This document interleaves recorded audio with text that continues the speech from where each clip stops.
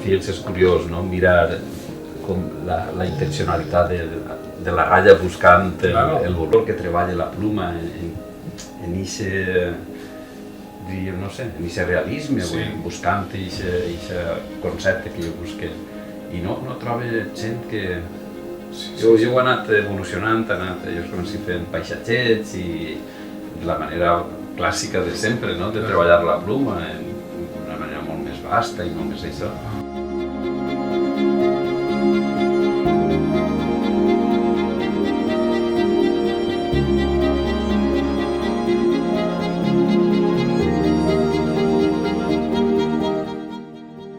La meva paleta és això. En vez de la paleta d'on suca el pintor quan pinta pincell, jo el que tinc són 10 o 12 tinters així. Veus, jo sobre el propi tinter fas el tono que jo crec que necessita.